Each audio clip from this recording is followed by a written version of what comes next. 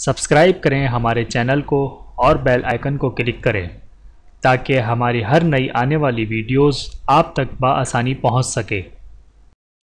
اعوذ باللہ من الشیطان الرجیم، بسم اللہ الرحمن الرحیم۔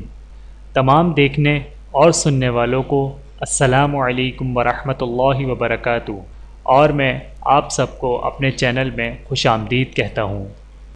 اور آج کی ہماری اس ویڈیو کا عنوان ہے شب قدر کی فضیلت و اعمال۔ آئیے جانتے ہیں اس ویڈیو میں۔ بسم اللہ الرحمن الرحیم۔ اللہ تعالیٰ کا شکر و احسان ہے کہ اس نے رمضان المبارک جیسا مقدس و بابرکت مہینہ ہمیں عبادات اور قبولیت استغفار کے لیے عطا فرمایا۔ اس ماہ میں ایک رات ایسی بھی مقرر کر دی ہے جس میں عبادت کرنے کا ثواب 1000 مہینے سے بھی زیادہ ہے، لیکن اس کو پوشیدہ رکھا ہے تاکہ ہم اس کو تلاش کریں اور ثواب کثیر پائیں۔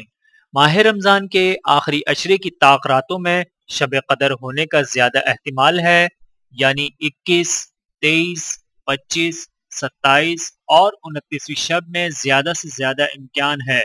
ان تمام راتوں میں بہت محنت اور توجہ سے عبادت میں مشغول رہنا چاہیے۔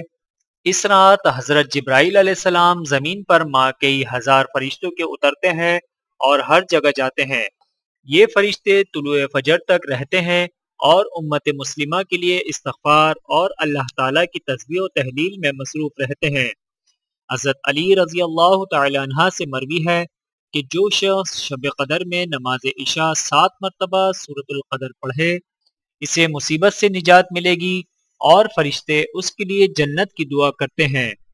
جس قدر ہو سکے نوافل، تلاوت قرآن پاک، کلمہ طیبہ، کلمہ تمجید، درود شریف، استغفار اور اذکار کی کثرت رکھی جائے اور اللہ تعالیٰ سے اس کی رضا اور جنت طلب کریں اور اس کی ناراضگی اور دوزخ سے پناہ مانگیں۔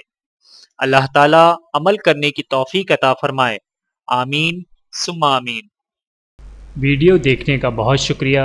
مزید ویڈیوز دیکھنے کے لیے ہمارے چینل کو سبسکرائب کریں۔ اگر ویڈیو پسند آئے تو لائک کریں۔ اچھی بات کو دوسروں تک پہنچانا صدقہ جاریہ ہے۔ جزاکم اللہ خیرا کثیرا۔ اپنا اور اپنے پیاروں کا بہت زیادہ خیال رکھیے گا اور مجھے دعاؤں میں یاد رکھیے گا۔ Take care. اللہ حافظ۔